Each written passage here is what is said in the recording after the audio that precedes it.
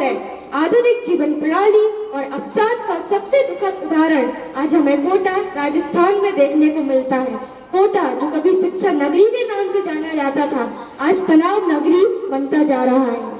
हर वर्ष हजारों छात्र जो डॉक्टर या इंजीनियर बनना चाहते हैं, वे पढ़ाई के दबाव, मानसिक तनाव के कारण आत्महत्या जैसे कदम उठाने पर मजबूर हो जाते हैं। महोदय, आज की जीवन शैली एक मशीन जैसी हो गई है। सुबह से रात तक हर कोई दौड़ रहा है, बिना दिशा के, बिना ठहराव के। जिस समाज में गति ही गौरव बन जाए, वहाँ शांति लुप्त हो जाती है। हमने अपने जीवन को तेज किया पर मन को अस्थिर बना लिया। यही स्थिरता आज अवसाद का रूप ले रही है। महोदय, आज का युवा स्मार्ट है, शिक्षित है, पर मन से बेहद संवेदनशील और दबावग्रस्त है। कैरियर, सोशल इमेज और रिश्तों का दबाव उसे भीतर से तोड़ देता है। आज अवसाद केवल बीमारी ही नहीं रहा, यह एक सामाजिक यथार्थ बन चुका है। हम बाहर से मुस्कुरा रहे हैं पर भीतर से रो रहे हैं। महोदय, पहले के समय में परिवार साथ बैठता था, हंसी मजाक होता था, मन का बोझ बांटा जाता था। आज हर कोई अलग कमरे में, अलग मोबाइल में व्यस्त है। संवाद खत्म हो गया है। जब मन की बातें मन में ही रह जाती हैं, तो वही अवसाद बन जाती है। याद रखिए, जहाँ संवाद रुकता है, वहाँ अवसाद शुरू होता है। महोदय, आज के युग में तकनीक ने सब कुछ आसान किया है, पर एक दूसरे से दूर कर दिया। हर कोई मोबाइल में व्यस्त है। माता पिता बच्चों से बात नहीं कर पा रहे, बच्चे अपनों से खुलकर बोल नहीं पा रहे। यह मौन, यह दूरी मनुष्य को भीतर से तोड़ रही है। महोदय, महादेवी वर्मा जी ने कहा था, मनुष्य जब अपनी संवेदना खो देता है, तो जीवन केवल एक अस्तित्व रह जाता है। स्टेट लेवल पर बच्चों को जाना है। हमारे डियाज मैडम ने और आदरणीय राजू सर ने जो आपको टिप्स दिए हैं, उनका आप जरूर फॉलो करिएगा। क्योंकि देखिए, अभी आपका जो कंपटीशन का दायरा था वो छोटा सा था। आपको दूसरे जिले भी नहीं मिले हैं सुनने के लिए। आप अभी अपने आप में थे कि हम अच्छा बोल रहे हैं।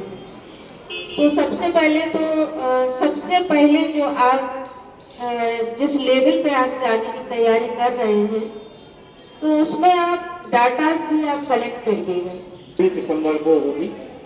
इससे पूर्व थोड़ा सा आपको अपने जो आपने तैयार किया है मैटर, उसमें थोड़ा सा संशोधन करने की आवश्यकता है। उदाहरण है महोदय, विश्व स्वास्थ्य संगठन WHO की 2023 की रिपोर्ट के अनुसार जिन देशों में आधुनिक प्रणाली अधिक है, उन देशों में स्वास्थ्य उपलब्धता भी बेहतर है।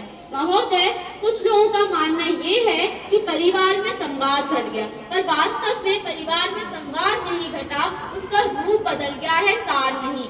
आज विदेश में रह रहा बेटा अपनी माँ से वीडियो कॉल पर बात कर रहा है, बुजुर्ग व्यक्ति ऑनलाइन सत्संग सुन रहे हैं। ये अवसाद नहीं, समय के साथ तालमेल बैठाने की नई शैली है। महोदय, आधुनिक जीवन प्रणाली ने महिलाओं को सम्मान दिया है, उन्हें स्वीकारा है। बेटी बचाओ बेटी पढ़ाओ, मिशन शक्ति, महिला हेल्पलाइन जैसी योजनाएं ये साबित करती हैं कि आधुनिक प्रणाली महिलाओं को स्वीकारती है।